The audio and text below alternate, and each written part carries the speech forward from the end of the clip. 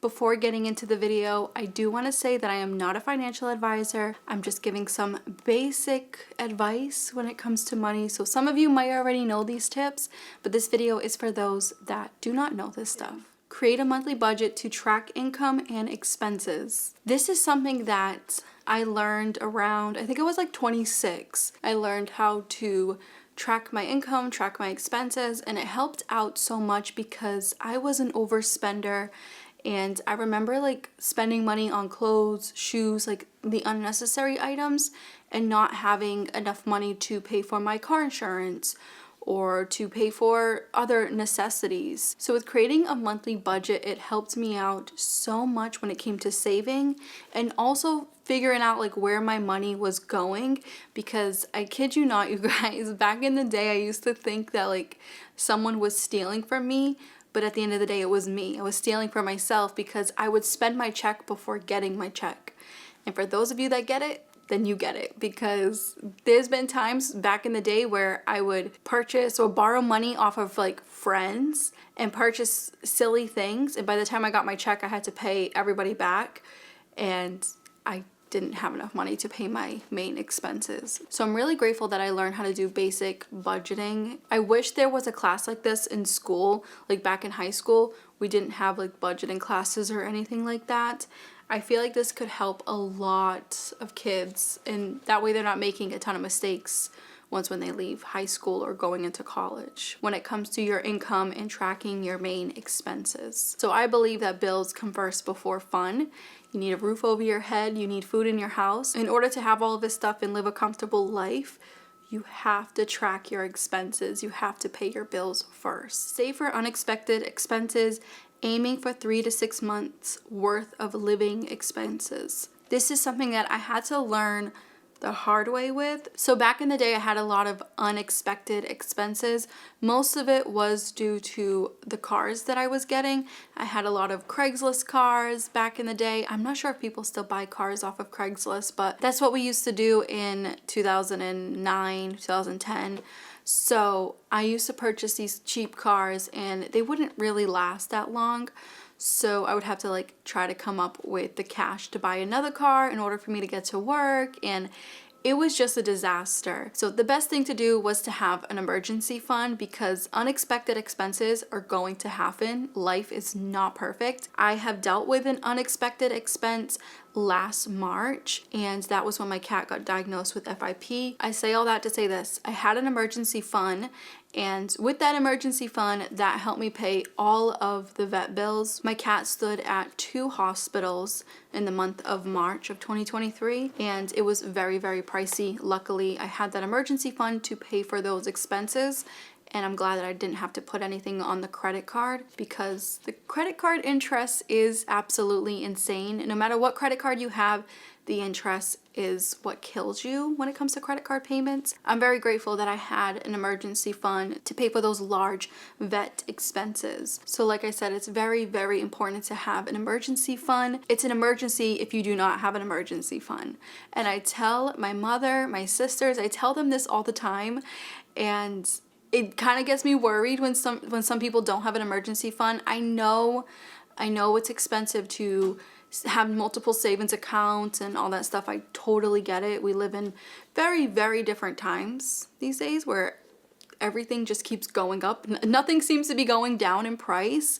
But even if you can put like $20 away each month in your emergency fund, or even $10 a month, it's better than putting nothing. So that's what I'm doing these days. I'm putting very little because income is a little wonky, but I'm still trying my best to build up that emergency fund and also my regular savings account. It's very, very important to have an emergency fund because you never know what life's gonna throw at you, and you just might need that emergency fund.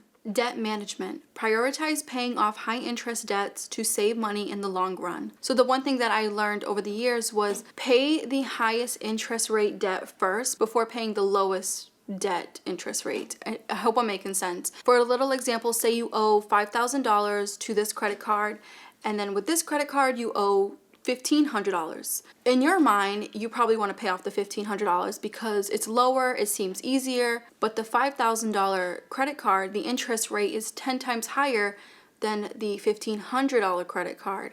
So say the interest rate for the $5,000 credit card is 28.7, and the $1,500 credit card debt, the interest rate is like 15.7. You're going to want to pay that higher interest rate off first, because you're going to be paying more with that $5,000 when it comes to the interest rate. So I cannot stress it enough, you guys, for you to pay your highest interest debt first before paying the lowest. The lowest amount that you owe, I know it looks intriguing to just pay it off and get it done and over with, but do the hard route first. That's something that I've learned throughout the years, is to do the hard things first and then do the easy things last, so you're not struggling through the end of your tasks. And the same thing goes for paying off your debt. Now, I'm not telling you guys to pay off the debt in one day. It's nearly impossible unless you make a decent amount of money. But like I said, try your best to pay the highest interest debt first before paying the lowest amount. You will see a significant difference in your payments when it comes to that high interest rate. When I had a student loan, my interest rate was almost 30%, and I was crying because I was making payments and nothing was going to the principal. Everything was going to interest. So I didn't even make a dent in my student loans. Back in, I think it was like 2013, 2014, I didn't learn my lesson. And then around 2018, I paid off my student loan from YouTube. Luckily, one of my videos did really well, and I've talked about this in the past. Most of my viewers know this. One of my videos did really well in 2018, and I paid off my student loan. I think it was like $6,000. So I was very, very lucky with that, but I could have kept the money. It was kind of like the universe sending me a sign where it was like, Kira, you owe $6,000 to the student loan. You just got paid $6,000 from YouTube, a really good month back in 2018. What do you want to do with the money? Do you want to pay off your student loan and be debt-free, or do you want to keep the money? Most people were telling me to keep the money. Like, I remember people at my old job, my family members, they would tell me to keep the money, screw the student loan. But I have learned so much throughout the years that I took that as a sign from the universe, and I paid off the student loan. Because the high interest rate was just insane, I knew that $6,000 was going to turn into another $10,000 if I didn't pay it, because the interest rate was so high. I know that was a long story, but please try your best to pay off your high interest debt first before the lower interest debt. Avoid unnecessary debt by living within or below your means. I talk about this constantly on my channel.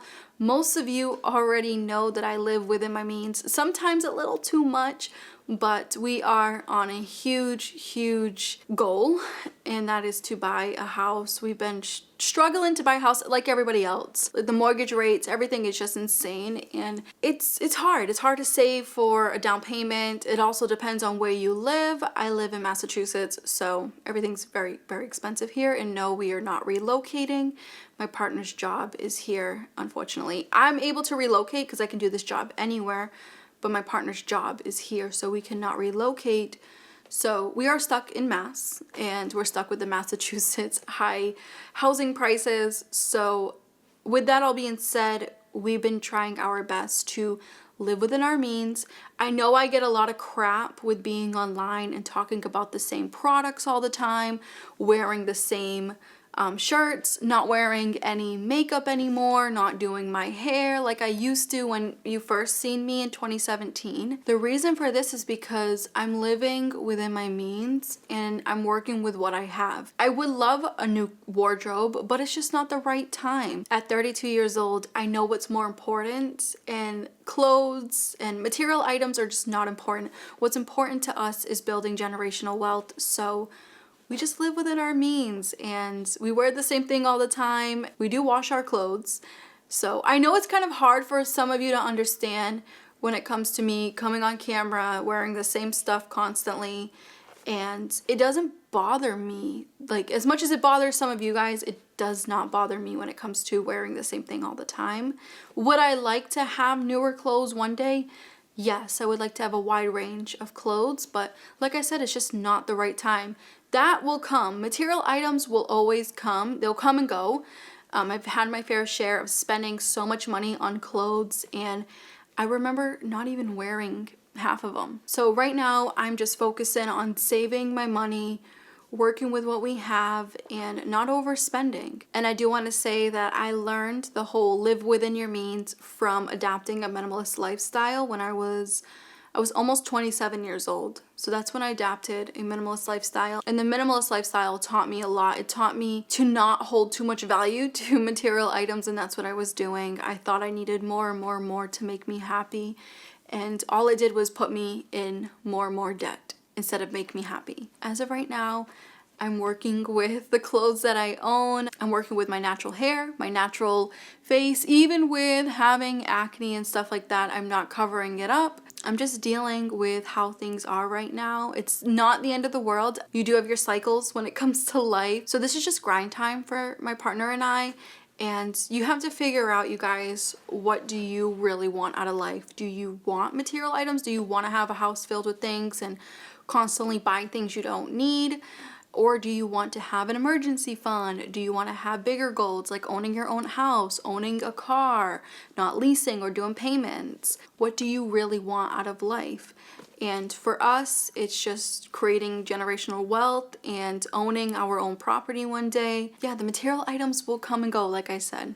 Continuously educate yourself on personal finance to make informed decisions. This is something that I used to do also. Again, you guys, I have a ton of examples because that's just how I learned. Was back in the day, I listened to a lot of YouTubers way before I turned on the camera myself.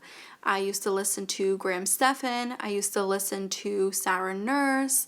So many amazing YouTubers. Back in 2015, 2016, I learned a lot with basic savings. I learned a lot with how I was treating material items and, treating them like they were everything. And I constantly tried to educate myself back then. I remember having my headphones in at work. I was a dishwasher, by the way, for 8 years. Dishwasher / waitress. And I remember having my headphones in and constantly listening to things I don't need, how to declutter, how to save money when making low income, how to pay off your debt while making low income. So I used to listen to all that stuff and it helped me out so much. I don't know where I would be if I didn't continuously educate myself. So that's my biggest advice for those of you out there, and that's kind of why I keep my videos very simple. I used to add a lot of B-roll footages, and sometimes I will do that, but I like to have my videos very simple. That way you guys can listen to me on the go. And the same thing goes for other YouTubers and podcasters. You can listen to them on the go, where, if you're driving and stuff, you don't have to constantly look at the screen to learn something. You can just listen and learn something new when it comes to finances, when it comes to adaptive minimalist lifestyle, if that's your thing. I know it's not everybody's thing, but continuously educating yourself is huge. Because when you become an adult, there's no one to tell you, you need to learn this, you should learn this. Did you learn that? No one is there to tell you anything. It's up to you if you want to learn something new. Again, I still have a lot to learn when it comes to investing and making more money, and I still have a long way to go. But one thing at a time. So you guys try not to overdo it when it comes to educating yourself as well. Try to take it slow because I know it can get overwhelming. So in that note, you guys, I hope you enjoyed this video and I will catch you in the next one.